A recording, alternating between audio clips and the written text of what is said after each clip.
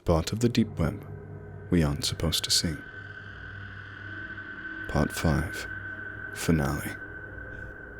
You know how they say that time flies when you're having fun? Well, that also applies when you think you're about to be smoked. It didn't take long for them to break the door down. The thing is, jumping out the window wasn't an option here. I tried opening a vent in the washroom, but they were already inside the apartment. I remember seeing Kane fish a pistol out of the kitchen cabinet before getting bodied by some behemoth of a man. This all happened in what felt like seconds. The last thing I saw before I blacked out was the butt of a rifle coming towards my face. I awoke some time later, face down on a dusty floor in a dim, empty room. My head was pounding. I wasn't restrained, but there was nowhere to go. One door leading out, and it was deadbolted. I turned my head to see Kane pacing on the other side. "Look, I didn't lead them here." I tried to reason with him. He looked pissed. "Oh, I don't doubt that," he responded. "Not on purpose, at least. They know that I can't help them. Would have tried a while ago." He followed it up with a sigh. "This is fucked." I turned away from him and started feeling around the walls. I was under the delusion that there would be some secret way out. A delusion it was. After my futile attempt at escape, I just sat down at a corner. There was no good ending to this, I thought. Kane seemed to be reading my mind because he chimed in. "You know you can't tell them how to get there." He looked at me again. This time his demeanor was dead serious. "You can't let that thing loose over here. That's not an option." Initially I was annoyed. He was asking me to take what was surely torture and then death. But then I thought about it. This was bigger than me. There was no way out of it. The door suddenly swung open.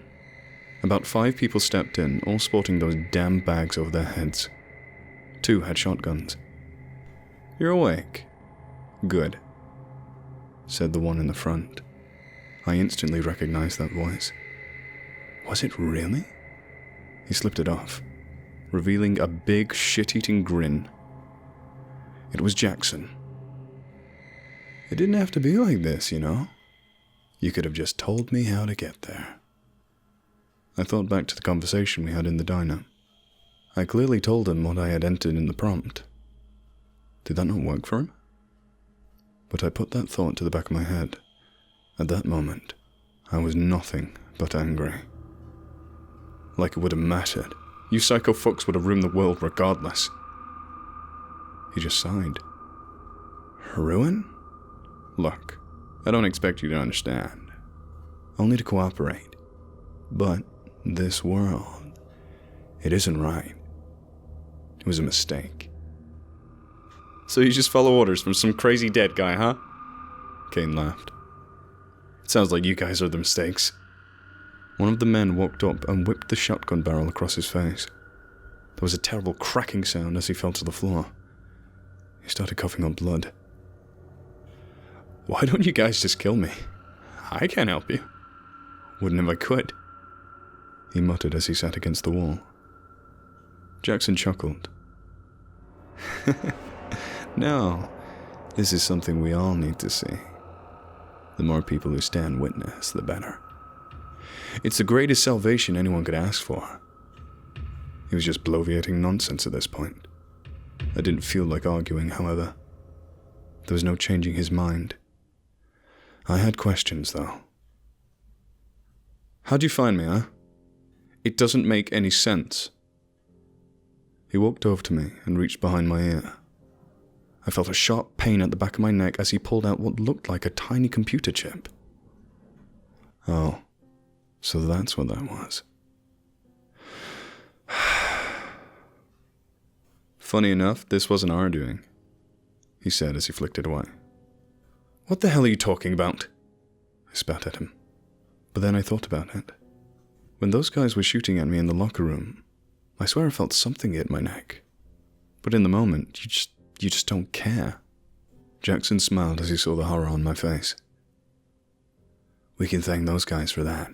It's just a shame that they won't be here to see it. Everybody always resists. Only the lucky ones truly get it. I recall Ben's message. A lot of groups are after this, but we're only afraid of one. Who were they? I asked him. Don't know.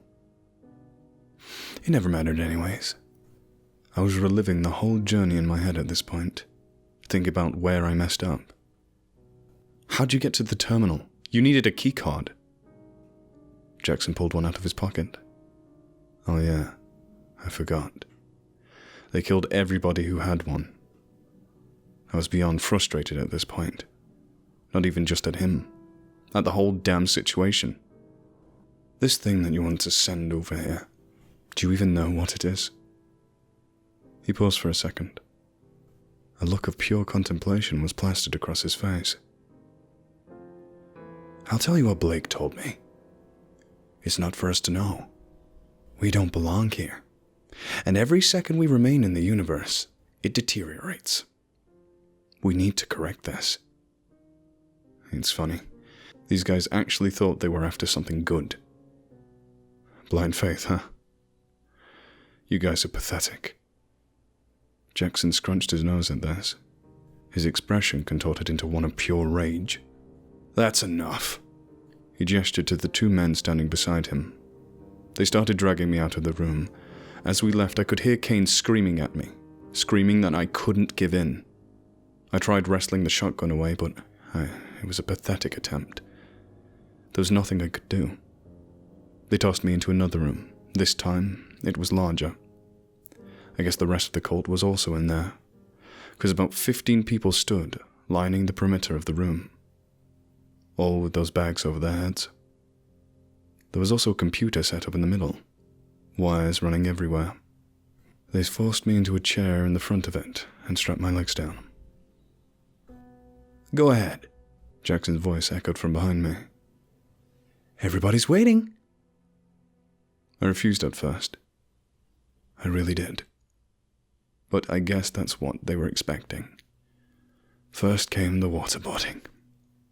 Don't know if you've experienced it, but it's definitely not pleasant. However, it also wasn't enough. What came next almost was, however. One of the men took out a butterfly knife and started slicing off my pinky toe. Slowly. He did this over the course of what felt like an hour. Then came the salt. It was pain that transcended anything I've ever felt before. He finally finished up by cauterizing it. You have 9 more. Jackson's voice oozed from behind me. You can end this any time. You can die the way you're supposed to. Hearing him say this just gave me more motivation to tell him to fuck off. But I'll admit, I was nearing my breaking point. The next part was excruciating beyond belief. They started scraping the skin off my shoulder. It wouldn't have been that bad if it wasn't for the boiling water they poured on it afterwards. Okay, alright, I finally blurted out. They stopped and started applying some cream to the burn. It was pure ecstasy. I heard Jackson breathe out what sounded like a sigh of relief. Smart guy. This was all a ruse, however. I just needed to break for a second. My plan was to get to the prompt, then flip the damn table over. If they were going to torture me to death, I was going to go out with a bang. The human spirit is hard to break. A billion thoughts ran through my head as I went through the whole fucking process again. Memories of family and friends, better times. I solved those riddles and encryptions until the damn question popped up again. Quid queris? I was about to enact my spree of destruction when I noticed something small in the corner of the monitor. It was hard to read, so I had to squint. It was text. Just 2 words, in English this time. Don't worry. I just stared at it for a second. What the hell was this supposed to mean? That's when I came to the realization. I recalled what Ben had told Kane. It was only Blake sitting at the computer in the basement. He was the only one watching.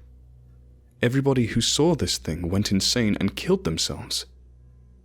Somehow, the AI knew this. I smiled to myself. I felt somebody poke at my back. Don't tell me you've changed your mind. We can change it back. Jackson's voice rang out. Don't worry, I responded. I answered the prompt question, what also seeks me?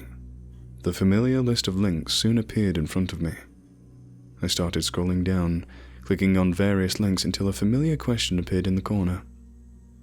I clicked yes, and just like that, there they were, the 4 links. I leaned back in my chair. Well, there it is. First link's the one you're looking for. I watched as they all gathered around me. This the first time you're getting to see it? I asked. I could see Jackson nodding out of the corner of my vision. Blake did make one mistake. He thought that we weren't ready. We were always ready. They unstrapped me from the chair. Jackson put his hand on my shoulder in appreciation.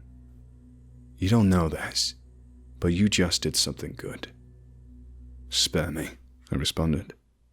Is Ben still alive? I needed to know. Jackson nodded. Well, where is he? Why does it matter at this point? I just want to tell him to brace himself. I owe him that at least. Jackson sighed. He took out a piece of paper with an address and a postal code scribbled into it and handed it to me. Good luck with that. He gestured to a couple of armed members. Follow him out, in case he lied. They obliged. I could barely hold my grin as they walked me out. They closed the door behind them and trained their shotguns on me. There was only one thing I could do at this point. I just waited, listening intently. There was a few muffled voices before silence. I started counting. 1, 2, 3, 4. And then came the screams. Even though I was expecting it, I still flinched. Kane was right. Those sounds should not have come from a human being. The 2 guys guarding me flipped shit. One of them ran inside and the other stumbled on his feet. He looked back and forth between me and the room, so I disarmed him easily and shot out his kneecaps. I guess he hit his head hard on the floor because he went limp. That's when the cacophony of gunshots started ringing out from inside the room. It lasted about 10 seconds, and was followed by silence. With a shotgun in hand, I walked inside. Bodies were laying haphazardly scattered around the room. Pieces of the burlap sacks they were wearing were now stuck to the blood-stained walls. The monitor was face down on the floor, shards of the screen everywhere. There was one only squirming figure left. Jackson. Guess he really was dedicated to this.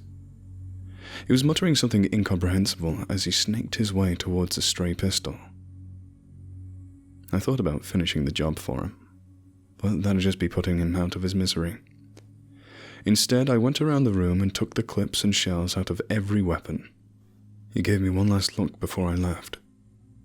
His skin was paler than snow, arms and legs trembling, expression of a mix of shock, dismay, and confusion. It looked as if he was pleading for something. I just flipped him off and closed the door behind me. This is what he wanted, wasn't it? I walked down to the room where Kane still was. I picked up the keys from one of the bodies. At this point, the cream on my shoulder, as well as the adrenaline, was wearing off. A wave of pain hit me at once. I stumbled a bit before I got to the door and unlocked it. Kane jumped when I walked in. He seemed relieved at first, and then horrified. Did you? The words faltered out of his mouth. I just shook my head. He exhaled in solace. He wanted to take a quick peek inside the room before we left, just to make sure. Jackson was still in there, twitching violently in the corner, facing away from us. That was the last I ever saw of him. "This'll be a pleasant surprise for somebody," Kane said before closing the door. He got out of there after that. Turns out we were in a basement of some abandoned factory outside city limits. We hitchhiked back to town. We got back to Kane's apartment, where he decided to buy me a plane ticket back. "Least I could do," he stated. "So where to? You said you were from Delaware?" "No. I need to go to Vegas first." Kane chuckled. "Drinking away this whole experience, huh? Understandable." He started booking the ticket. "Do you want to see him?" I asked as he was finishing up. He raised his eyebrow. "See who?" "Ben." He paused, staring at the ground for a second before answering. "No, not really." He looked back at me. "Tell him I wish him the best, though. Tell him to be careful." He said it in such a somber tone. I could tell he just wanted to be done with this whole thing. To never think about it again. Seeing Ben wouldn't help that. He gave me some cab money before we exchanged goodbyes. I had to ask him one last thing before leaving. "You think that's the end of them?" He thought about it for a second before answering. "It has to be." I started heading for the airport. I gotta say, it feels weird walking around with the toe missing. I'll get used to it, I suppose. Once in Vegas, I took another cab to the address. It was a run-down house in the middle of a sketchy neighborhood. I hurried in and started searching. I must have looked through the entire place before hearing a soft groan from the basement. I hurried down there and started yelling Ben's name. The groaning got louder. It was coming from a room in the back. I tried the handle. Locked. I eventually just kicked it down. Dust blasted me in the face as I walked inside. Ben was lying there on a dirty mattress in the middle of the room. He had bruises all over his face and he looked like he hadn't eaten in days. There were packets of instant ramen strewn all over the floor. He turned over to look at me and smiled.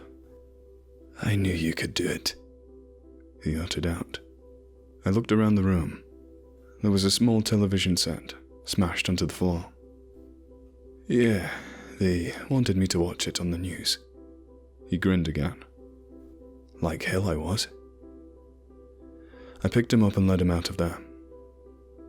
"It's all right, I'm good," he said as he stabilized himself. Once we were outside, he took a deep breath. "God, I don't even want to think about what I caught in that dusty-arse room." I laughed. The shit was finally over, I thought.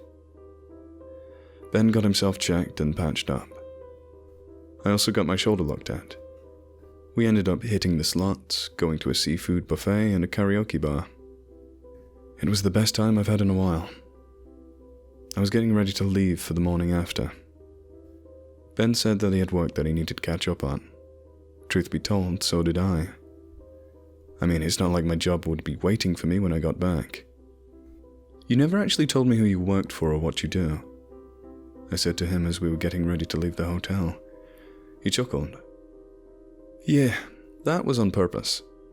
"Oh, come on, after all this, you're still keeping a secret." I gave him a casual nudge. "After all this, you still want to know more?" He pushed me back. It was my turn to chuckle. Touché. The cab ride to McCarran was quiet. So was the walk to the terminal. I was headed back to Delaware and he was going to South Korea. He finally spoke up about 2 minutes before his boarding call. "I'd like to think I do my best to try and protect the world from the strange shit that dwells within it. To try and secure the stuff out there that humanity shouldn't ever see. To put them away in containment forever." He slapped my back before getting up to leave. "Keep in touch, yeah? You know how to find me." And just like that, he was gone. I waited about 30 more minutes before my flight was ready to go. I slept like a baby the whole time I was in the air. When I actually got to my house, there was police tape surrounding it. I knocked on my neighbor's door to ask her what the hell had happened. I mean, I already knew, but I had to feign some kind of ignorance.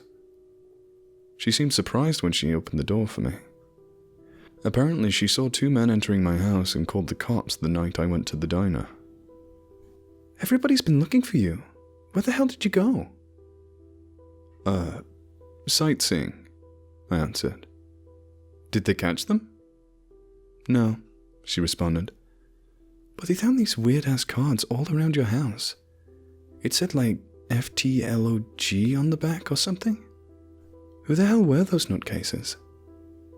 I chuckled to myself and thanked her. After explaining the situation to the cops and giving a statement, I was finally back to square one. Normalcy.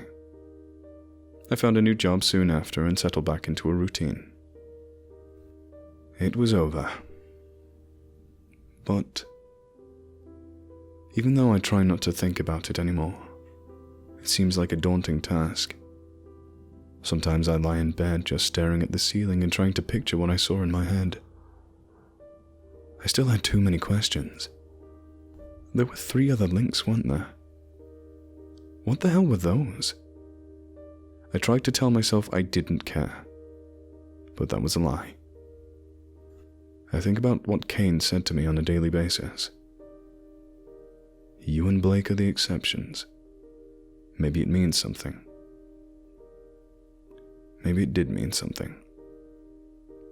I feel that sight calling to me constantly. I know that sounds strange, but I can sense it. Those links are just waiting to be seen by somebody. By me. The AI tries to communicate as well. I've been getting small messages on the corner of my screen even when I browse the surface web now. "Are you satisfied?" is what they say. Good question. Was I?